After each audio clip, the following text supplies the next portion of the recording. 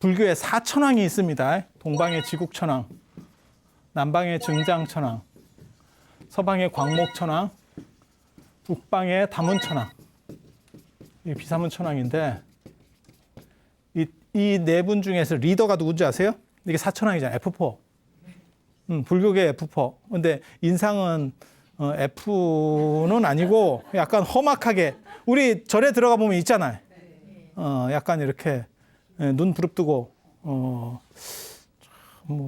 왜 저렇게 사나 싶을 정도로 그게 이제 방위를 이렇게 관장한다는 얘기인데 저 중에 리더가 누구냐면 북방 다문천왕입니다. 그래서 탑을 들고 있고 뭐 이렇게. 그래서 부처님의 가르침을 많이 들었다 그래서 다문인데 저기 이제 리더인데 저렇게 되는 이유가 있어요. 인도는 동쪽 숭배도 있고 그 다음에 두 번째가 북방 숭배예요. 히말라야 때문에 그렇습니다.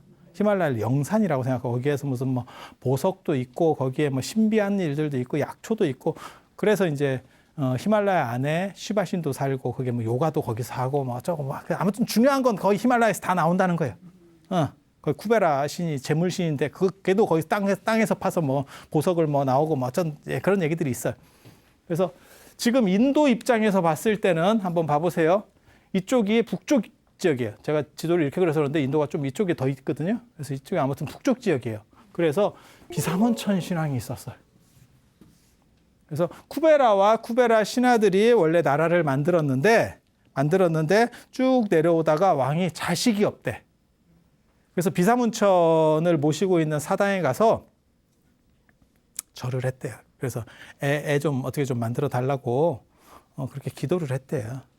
기도를 했더니 점점 뭐 머리가 어떻게 되면서 저 비사문천왕의 머리에서 사람이 나왔대. 신상에서.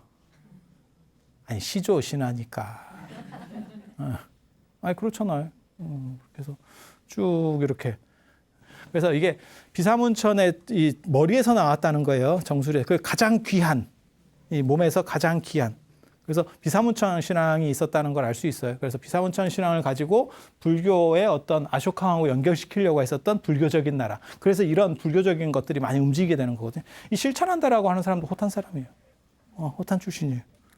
그래서 그런 불교적인 이야기들이 있는 거고 여기에 또 뭐가 있냐면 저 비사문천왕의 쫄개에 쥐가 있어요. 쥐. 여기 쥐 토템이 있다니까. 쥐 토템. 쥐. 생쥐가 아니고 몽구스라고 들어보셨어요? 동물의 왕국 같은 데 보면 몽구스가 뭐냐면 이렇게 서 있는 애 있어요. 이렇게. 레밍 비슷하기도 하고 이렇게 사막 같은 데서 이렇게 서 있어. 서 있어. 그러니까 저 동네에 사는 거예요. 이렇게 굴파고.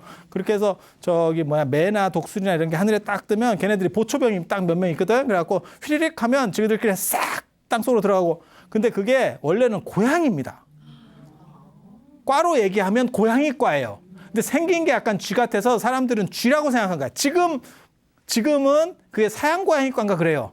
그러니까 지금 이 분류에는 제가 사실 저 몽고스 갖고도 논문을 써서 제가 잘 아는데 왜? 저 쥐가 불교 도상에 많이 나옵니다. 그래서 저걸 연구를 해야 되는 거예요. 저 쥐 토템이 나와요. 그래서 저 쥐가 보통 쥐가 아니고 보물쥐예요. 그래서 보쥐라고 해요. 아니 너무 이상하게 자꾸 생각하면 안 돼. 그걸 보쥐라고 하고 한문으로는 보서라고 합니다. 쥐서자를 써가지고 서생원 우리가 그렇잖아요. 예.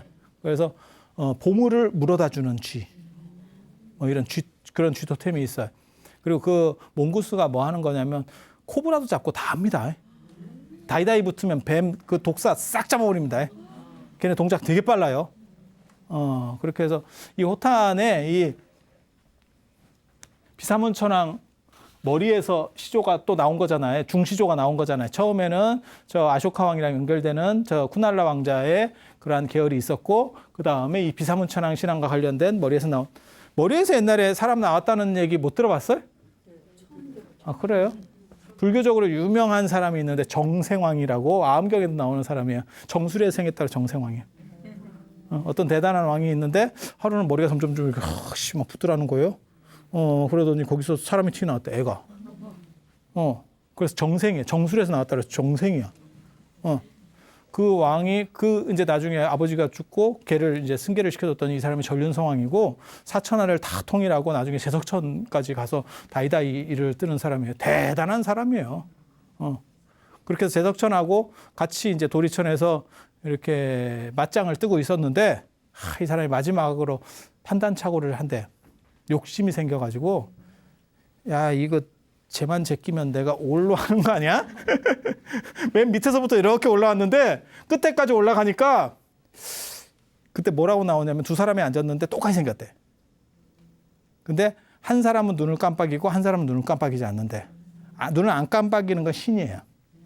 눈을 깜빡이는 건 사람이에요. 사람과 신을 구분하는 법이 눈을 깜빡이냐예요. 그래서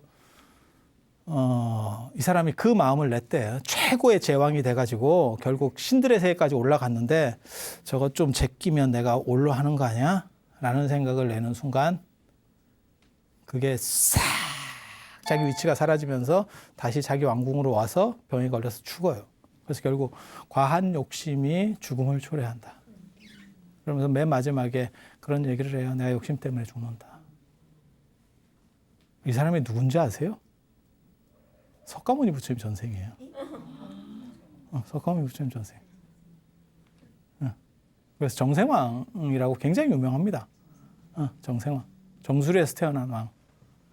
그래서 아무리 잘해도 결국 욕심 앞에서 인간은 다 무너질 수밖에 없다. 그래서 그런 교훈을 주는 이야기라고 보시면 돼요. 그래서 이런 얘기가 몇 가지 더 있습니다. 그렇게 해서 요 계열에서 이제 내려간 거죠. 요 왕계에서 내려가다가 하루는 흉노족이 여기를 쳐들어왔대요. 저 북방에서 이제 유목민들이, 이쪽 유목민들이 흉노족이 이쪽 살거든요. 이렇게 내려온다는 거예요. 쳐내려왔다는 거예요.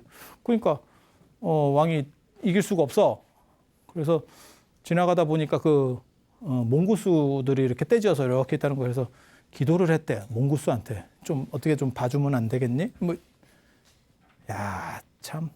답답하긴 답답했는갑다라는 생각이 들어. 그게 물에 빠진 놈 지푸라기라도 잡는 심정이거든. 지금 다 절단이 나니까. 경순왕도 그러지 않았을까? 경순왕, 경혜왕 이런 사람들 다 그랬을 거예요. 지푸라기 갖고 있는 심정이지. 그렇게 해서 기도를 했더니 꿈에 몽구수가 나타나가지고 그러면 내일 몇 시에 쳐라 이렇게 했는데 공격을 하니까 쟤네들이 저 쥐들이 활이나 이런 것들을 다 이렇게 쏠아놔가지고 활하고 말 한 장 같은 거 이렇게 다 쏠아놔가지고 걔네들하고 전쟁이 붙으니까 저네가 졌다는 거예요. 그래서 거기서 이제 몽구스 토템이 하나 또 나와. 그리고 원래 있었던 비사문 토템하고 비사문 천왕 토템하고 섞여져서 이 쥐가 옆에 찢기다시로 들어갑니다. 보쥐. 네, 이게 패키지로. 그리고 저게 티베트 불교 쪽에서 티베트는 저쪽하고 가까워서 저 토템이 들어가 버리거든요. 티베트 쪽으로. 그렇다 보니까 티베트 불교 쪽 도상에 저게 많고 고려 때 원간섭기 때 우리나라까지 들어옵니다. 그래서 지금 송광사 사천왕상에도 꽤 남아있고 홍천 수타사 사천왕에도 쥐가 있어요. 여러분들은 자세히 못 봐서 그래. 그게 보물쥐예요. 그 쥐하고 눈을 맞추고 이렇게 조금 쓰다듬을 수 있으면 보물을 물어온다는 보물을. 근데 왜 여러분들이 지금까지 팔자가 잘 안 폈느냐? 몰랐어. 그걸 진즉에 알았어야 되는데. 근데 송광사건 수리해 놔가지고 쥐가 안 보여. 이게 뭔지 모르고 그냥 조그마니까 뺑기를 칠해버린 거예요. 그래서 잘 몰라 지금. 수리하기 전 사진을 보면 쥐가 보여요. 제가 책에 그런 걸 썼거든요. 여기 쥐의 영예가 여기서 보인다. 이러면서 쭉 써놨거든요. 중국이나 티베트 쪽에 가면 겁나 많습니다. 쥐 지천입니다. 쥐 지천. 쥐가 막 때로. 그것도 돈이나 보석 같은 걸 물고 있어. 쥐가 이렇게 물고 있어. 그러면 그걸 이제 만지면서 아하 네 거 내 거 이러면서 이렇게 약간 그렇게. 그래서 그 쥐 토템이 있는 거고 또 실제로 당나라 때도 그게 있어요. 이제 당나라 때 당현종 때 현종이라는 사람이 두 가지 캐릭터가 있습니다. 당현종 하면 여러분 양귀비라는 걸 생각하면서 이게 당나라를 골로 보낸 사람 이렇게 생각하지만 이 사람이 진짜 정치 잘한 사람이에요. 당나라의 최고 황금기를 이룬 사람이 이 사람이에요. 근데 이분이 너무 치세가 길어서 그리고 너무 정치가 잘 되니까 나중에는 관심이 없어지는 거예요. 이제 하필 또 그때 이제 영감이 눈이 돌아가가지고 아유 참 늦바람 무섭다니까. 그것도 며느리랑 늦바람이 나가지고 아유 참뭐 복잡하다 씨. 그래 나라가 골로 가는 거 아니오? 그런 얘기 나중에 또 해드릴 거예요. 그리고 잘 나갈 때 이 개원 3대사라는 게 있어요. 개원 연간이 잘 나갈 때거든요. 그 개원해치 그 연호입니다. 연호. 제일 잘 나갈 때 3명의 밀교 승려가 있어요. 그게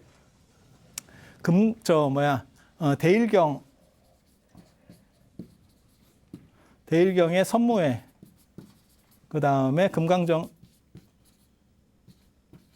금강정경의 금강지, 그 다음에 이제 불공이라고 하는 분이 있어요. 이게 스리랑카 분인데 이걸 개원 3대사, 개원연간에 밀교의 이제 최고 고승이라서 3명의 큰 스님 이렇게 3대사라고 불러요. 이렇게 이분 중에서 이제 불공이 서쪽에서 쳐들어왔대요. 이쪽에 당나라 쪽으로 쳐들어왔대요. 쳐들어오니까 불공한테 어떻게 했으면 좋겠습니까? 당연종 얘기하니까 이게 불조통기 뭐 이런 데 나오는 얘기거든요. 그러니까 어떻게 하냐면 그러면 제가 수가 있습니다. 이렇게 딱 얘기하면서 이렇게 향로를 딱 이렇게 갖다 들었다는 거죠. 그러면서 인왕호국 다란이를 외웠대. 인왕호국 다란이. 그러니까 나라를 보호해주는 그러한 다란이를 다 외웠대.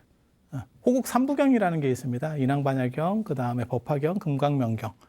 금강정경 말고 금강명경이 있어요. 호국 삼부경. 그러니까는 국가를 보호해주는 3가지 경전. 뭐 이런 게 있거든요.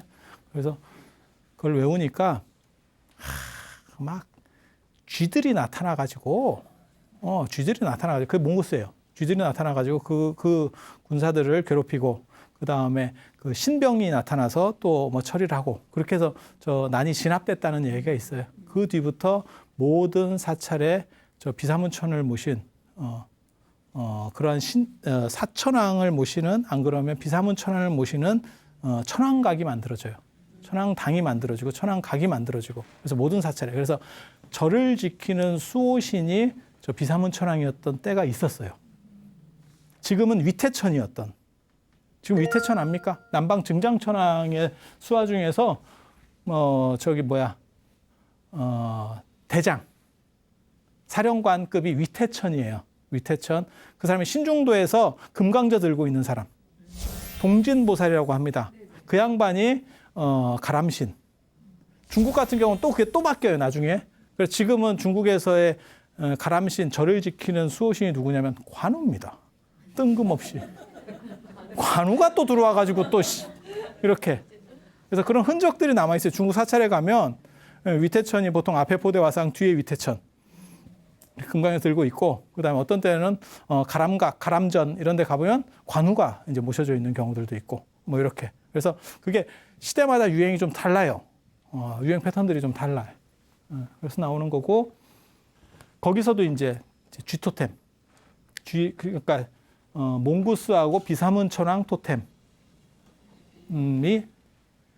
비사문천왕 신앙하고 몽구스 토템 같은 게 결합된 게 나타나기 시작을 해요. 그래서 중국에서 이제 그게 유행하는. 그래서 밀교하고 관련돼서 저렇게 유행하고 저게 나중에 이제 티베트 불교까지 다 들어가는. 그게 지금 호탄 불교의 영향이에요. 호탄 불교 영향들. 그리고 호탄 불교와 관련해서 이 서역, 정확하게 말하면 서역이죠. 서역 불교와 관련해서 우리 주변에 있는 가장 큰 게 뭐냐면 붓다를 불로 음사하고 상가를 승으로 음사하는 거예요. 이게 불법승이잖아요. 그러니까 붓다의 음사는 불타입니다. 불타. 근데 이 서역 사람들이 붓다를 불타라고 음사하는 게 아니고 붓이라고 음사해요. BUT, 붓이라고. 이 붓에서 불의 음사가 나오는 거예요. 그래서 우리가 지금 불타라고 음사할 때는 여기서 온 거고, 우리가 뭐 석가모니 무슨 뭐 아미타 불 이렇게 불로 쓰잖아요. 그거는 서역 언어입니다. 서역 언어를 번역한 겁니다. 서역 언어를 번역한 거. 그리고 승가도 마찬가지예요. 승가도 원래는 상가를 승가로 음사했거든요. 근데 이 서역 사람들은 상크라고 발음을 한다는 거예요. 이거를 상크라고 발음하는데 상크가 그냥 상크가 아니고 상크 크가 거의 묵음에 가까운 거예요. 상이 앞쪽에 굉장히 비중을 차지하는 거고 크는 거의 잘 안 들린다는 거예요. 그러다 보니까 그걸 중국 사람이 따라 하니까 어떻게 되냐면 상가에서 이게 뒤에가 떨어지고 승이 돼버리는 거예요. 승이 돼버리는 거예요. 그래서 아니 음사를 어떻게 축약하느냐 그게 굉장히 의문스러웠던 거예요. 아니 음사는 맥주를 우리가 원래 그게 삐루잖아. 삐루. 비어 삐루. 삐루를 삐라고 줄이지는 못하잖아. 버스를 뻐라고 할 수는 없잖아. 그러니까 그건 비상식적이잖아요. 그런데 저런 행동을 어떻게 할 수 있었을까라고 그걸 연구를 해보니까 중앙아시아어가 간섭 현상을 일으킨 거예요. 그래서 이 사람들을 통해서 불교가 이쪽을 통해서 불교가 들어오다 보니까 얘네 언어적 습관들이 나타나는 거예요. 그래서 둘 중에 하나가 된 거지. 한 사람은 인도에서 쓰는 것처럼 붓다라고 음사를 해서 불타로 쓴 사람이 있고 한 사람은 불로 쓴 거예요. 이거 중앙아시아어를 따라서. 그런데 짧은 게 종이값도 비싸. 붓글씨 쓰기도 힘들어. 이런 상황에서는 짧은 게 경쟁력을 더 가졌다는 거죠. 그래서 불이 승리하고 불타가 탈락한 거예요. 그러니까 오리지널이 탈락하고 말 줄임말이 오히려 승리한 거예요. 승가도 마찬가지인 거고. 승가도 승으로 축약되는 게 불법 승 이러잖아요. 그래서 이 승가에 그래서 뭐라고 얘기하냐면 승님이 되고 쭉 가다가 왜? 신임? 스님이 되는 거거든. 이렇게 왜 스님이 되냐면 그건 계속 불러보면 돼. 스님. 그래서 스님이 되는 거거든. 그래서 예전에 그 모모 목사나 이런 사람들이 그랬어요. 목사님에서 이게 공식적인 거 쉽게 말해서 뭐 신문에 글을 쓰거나 논문을 쓸 때는 존칭을 다 빼야 돼요. 그러니까 부처님, 예수님 이렇게 못 한다고. 그래서 붓다, 예수 이런 식으로 쓰는 거예요. 그래서 목사도 마찬가지입니다. 목사님 이렇게 쓰면 안 돼요. 근데 이제 스님은 어떻게 할 거냐? 그러면 쓰라고 할 거냐? 그럼 너네는 쓰냐? 그래서 저는 뭐라고 쓰냐면 승려 이렇게 쓰는 거예요. 승려. 그래서 스가 좀 그러니까 그러면 중이라고 할까? 또 이렇게 나오는 거예요. 이게 중승이거든. 아니 그게 연원이 있어요. 이게 승가가 떼거리라는 뜻이에요. 집단이라는 뜻이에요. 그래서 이 중자가 어디서 나오는 거냐면 이 무리중자예요. 그러니까 이거는 음역한 거고 음사한 거고 쉽게 말해서 음역한 거고 이거는 의역이에요. 그래서 이거는 떼거리다라는 뜻이고 요거는 승가가 승으로 축약된 거예요. 승가가 상크를 통해서 승으로 축약된 거고 그래서 이게 오히려 어떻게 보면 번역은 맞는 번역이에요. 근데 중은 언어가 오염이 돼서 세속화됐어요. 그래서 중은 중님 이러지는 않잖아. 스님 이러지 중님 이러진 않고 중은 놈하고 붙어. 중은 님하고 붙는 게 아니고 놈하고 붙어. 아니 그렇게 되는 거예요. 난 중님도 들어봤다. 난 누가 나한테 중님이라 하더라. 그냥 중 이렇게 불렀다가 어유 이거 두드려 맞을 것 같은데 이러니까 님 이렇게. 그래서 용어가 이렇게 나오는 거예요. 그래서 그러니까 불법성 3보 중에서 우리가 3보를 칭하는 용어 중에서 2개가 벌써 야 저런 용법으로 중앙아시아가 아니고 저 서역의 언어가 간섭 현상이 있었다면 영향이 상당한 거죠. 상당한 거죠. 그리고 승가를 어떻게 승이 이기느냐 똑같아요. 축약을 하니까 편하니까. 편한 쪽이 무조건 이깁니다. 편한 쪽이 무조건 이깁니다. 그래서 이 서역 불교가 생각보다 많은 영향들을 동아시아에 줬다는 거. 그 정도 얘기를 하시고 오늘은 그 정도 얘기하고 나중에는 또 그런 얘기도 해드릴 거예요. 서역 불교의 영웅이라고 할 수 있는 구마라집 스님 뭐 이런 얘기들 그건 아주 뒤에 한참 남았습니다. 한참 뒤에 그런 얘기를 또 해드릴 거예요. 자, 그럼 오늘 이상 마치고 다음 시간에 또 더욱 재미있고 진귀한 이야기들로 찾아뵙도록 하겠습니다. 네, 감사합니다.